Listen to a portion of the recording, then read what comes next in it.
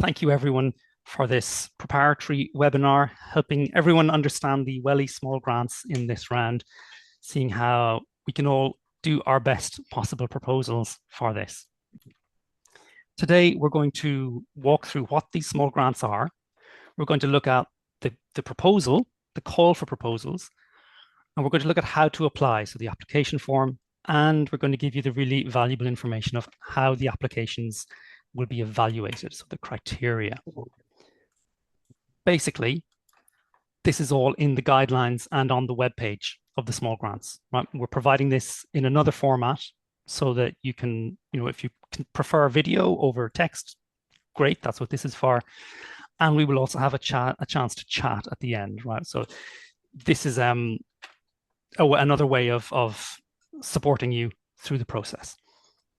In this PowerPoint, you'll see photographs down the side, and these are all from previous grantees of the WLI Small Grants. Excuse me. And with this, I'm going to hand over straight away to Sene. And then Sene, I'll ask you to talk us through this next few slides. Thanks, Connor. Good morning, everyone. Thanks for accepting the invitation today. So my name is Sana, and I'm working with Connor on this small scheme program. So since 2023, I was not at that time working with WWT. I just joined last year. So the Wetland Link International has been running this annual small grant scheme to enable WLI members to go beyond the biological research and engaging with communities around the world on CEPA, what we call CEPA. What is CEPA? It's communication, education, participation, and awareness activities. This grant, with this grant, we offer up to £4,000 per project, and the total funding available this year is £32,000.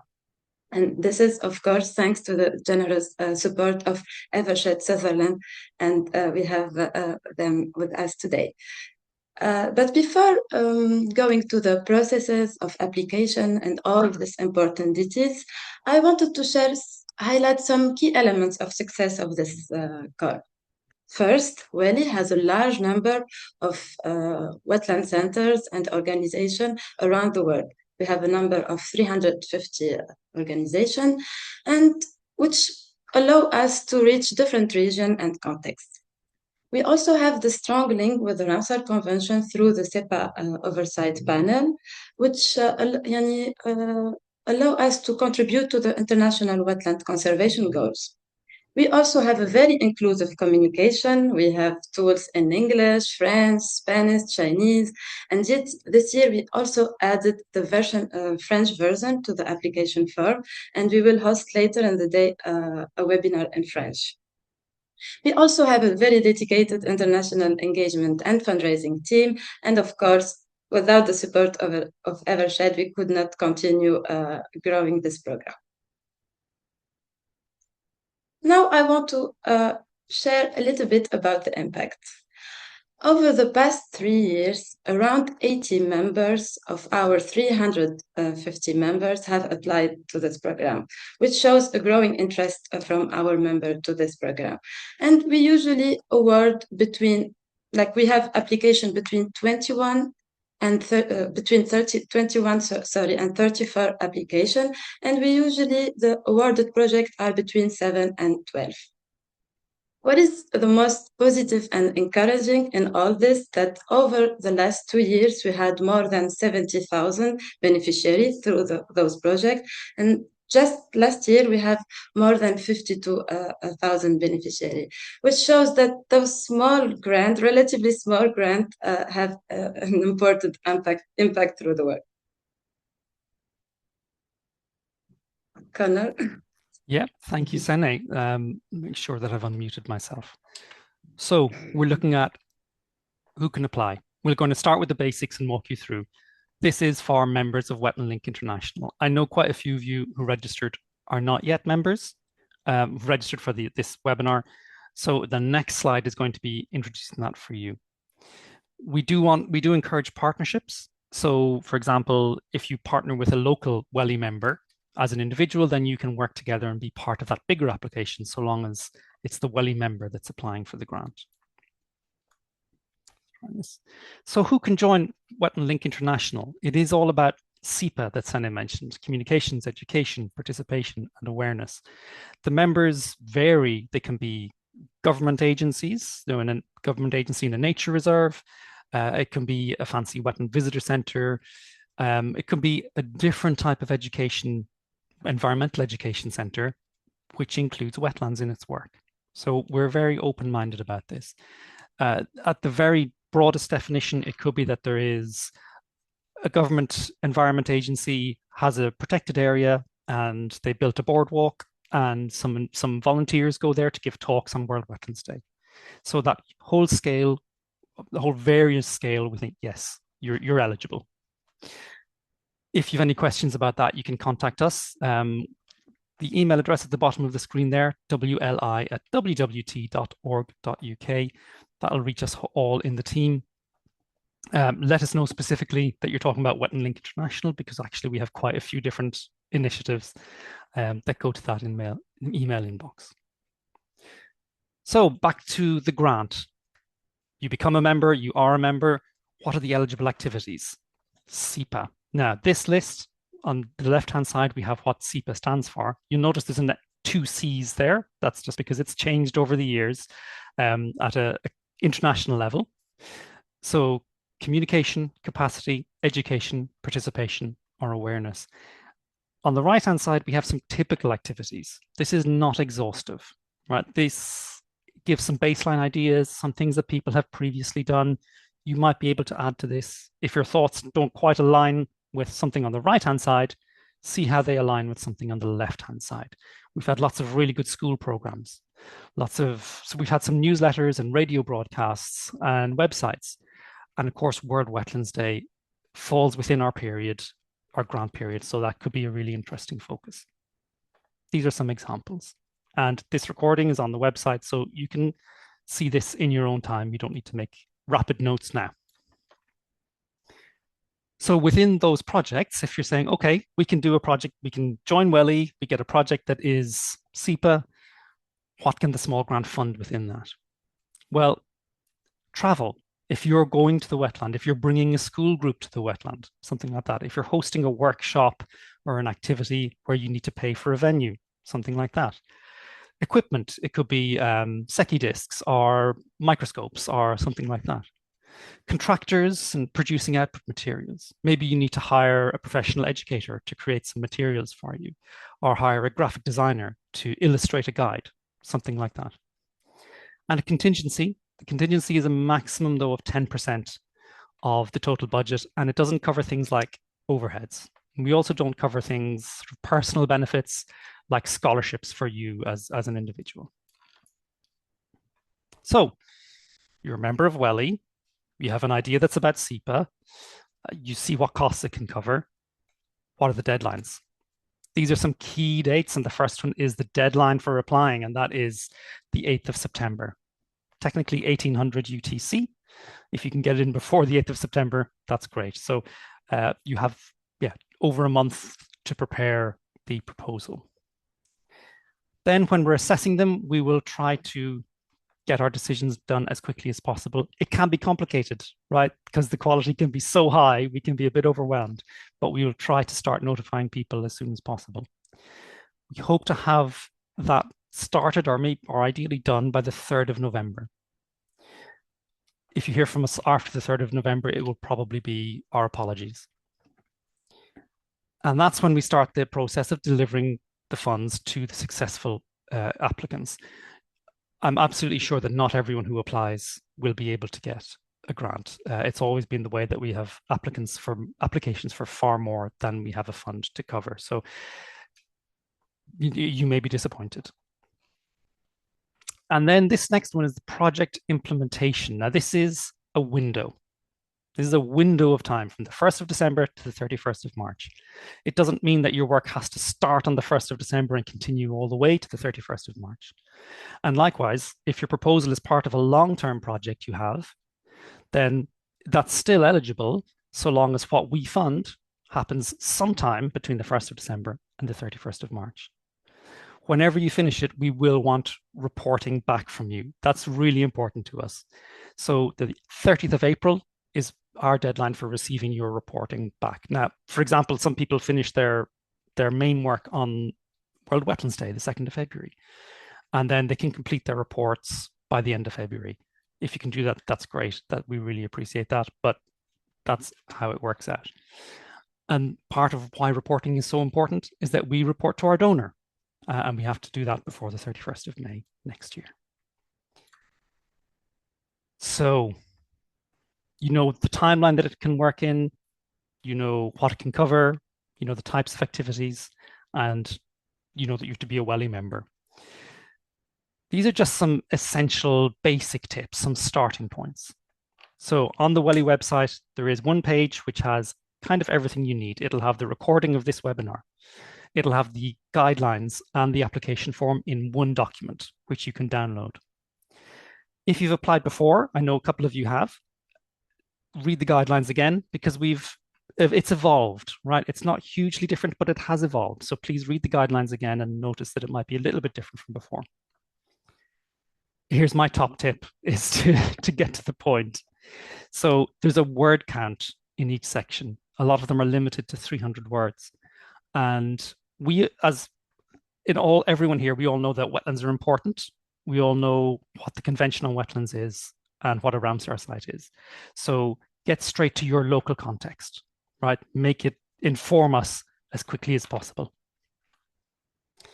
And remember to plan for reporting from the start, right? That's always something we're going to ask for a lot about reporting.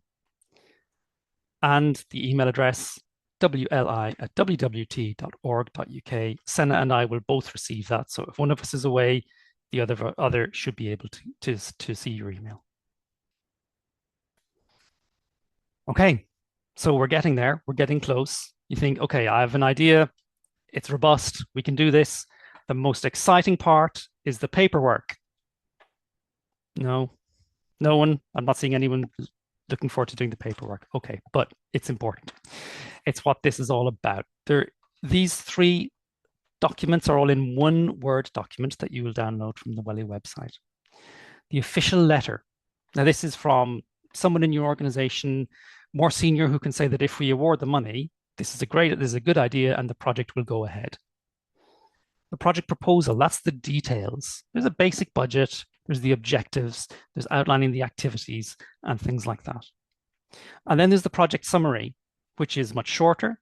It's not as detailed, but it does distill some of those questions into new forms. So carefully read the project summary questions based on your project proposal and fill that in. And then email it back to us. Now, in the past, we have had some technical issues where the form that people downloaded didn't work for them. They just saw part of it. So what I'm showing here is a preview of what it should look like when you receive it. We're not going to fill out a full example. This is a sort of superficial idea of these are the things that you should be expecting to see when you download the application form. And it's continuing to animate. So you're getting through. Joined WLI, found suitable project, filled out proposal, it all going good. How will we evaluate it? And this is obviously the most important question, I suppose, for helping you get over the line, right? Because it's a competitive process. This first one of timeline agreement, which I mentioned earlier, it's really, if your project doesn't fit within that window of the 1st of December this year and the 31st of March next year, you're losing marks for that immediately. SEPA relevance. So the example I give is habitat restoration. If you're just doing your own organization doing habitat restoration, you don't have a good chance. If you are doing habitat restoration involving the local community with interpretation boards and with public activities, that's relevant. That's the SEPA relevance. Repeatability. We want this to inspire WLI members. Now, every context is different. So probably they won't be able to directly do what you did. but they might read what your summary and look at the photographs that we'll share on the WLI website and think, oh, okay, that's a great idea. We could do that where we are. Realism. If you say, I'm going to start a brand new wetland visitor centre in 3 months for £4,000, I will be skeptical. So keep it real. Innovation and originality. And this is about the added value. So what's extra? What is that? What's the extra inspirational element for other WLI members? And this is the first slide, okay? There are more of these, and I'm going to say that these are all in the guidelines. So you can read through these in your own time as well. Sustainability.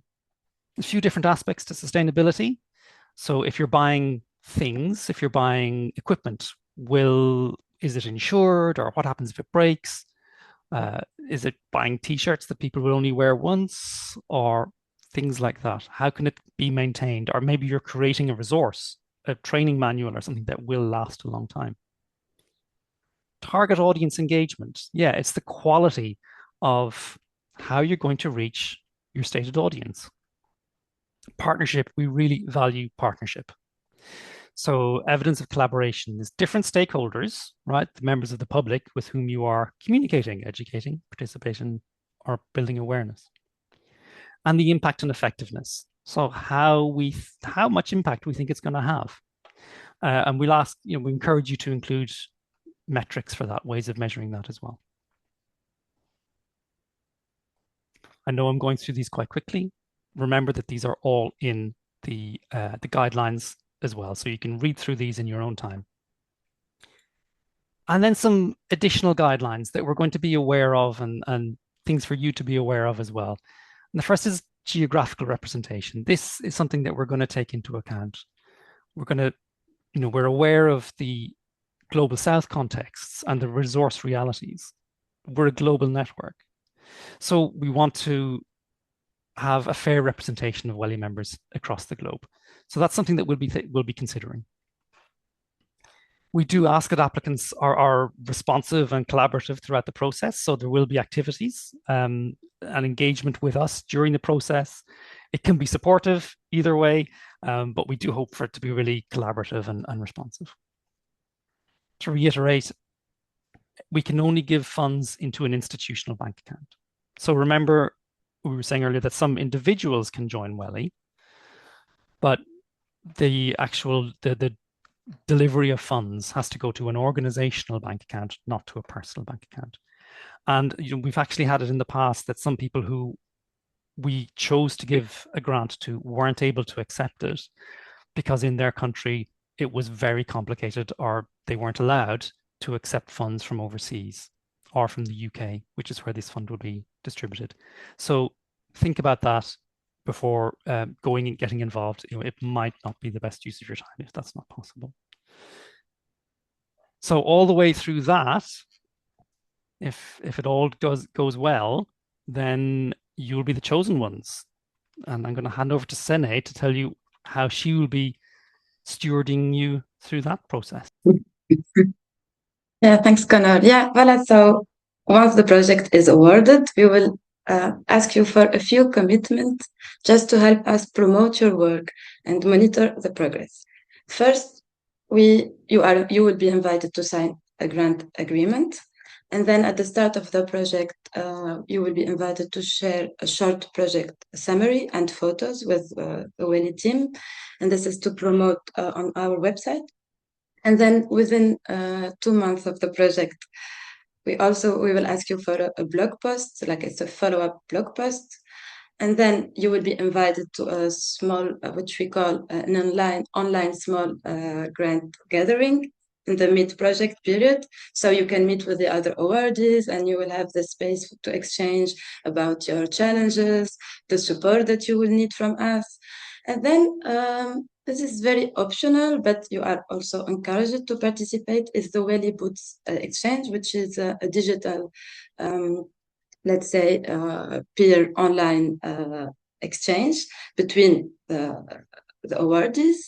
And then finally, and most importantly, is to submit the final impact report by April 2027. And yeah, I think that's all. We can now go to the question if you have any. Yeah. And also, some of our participants, we're very lucky that our donor is present as well. Um, Fiona, if you'd like to say a few words, you're very welcome to. If you have any thoughts at this stage, Fiona Burlow is Environmental Sustainability Manager at Evershed Sutherland. Um, Yeah. by all means, feel free. Oh, there you are. Hi. Sorry, please. Thanks, Connor. Yes, hi everyone, and thank you so much for joining today. So, yes, my name is Fiona Burlow, and I'm the Sustainability Manager at Evershed Sutherland. And I've been fortunate enough to be part of the WLI Small Grants scheme since the beginning. So for context, we partnered with WWT and have done since 2017. So we provide financial support, volunteering, and also pro bono assistance across the UK wetland centres. We then had the opportunity of becoming a core supporter for Wetland Link International in 2023. So, through this, we fund the Small Grant Scheme, which helps wetland centres around the world deliver amazing projects. And over the past 3 years, our funding has supported 18 projects, enabling sites to expand education, engagement, and conservation activities in your local areas. So for us, this partnership has created valuable opportunities for our colleagues. It helps them to connect with nature, but also gain a deeper understanding of the importance and beauty of wetland ecosystems. So I'm just delighted, we're all delighted that you could join today, and we're really excited to hear more about your projects in the future. And I also wish everybody lots of luck.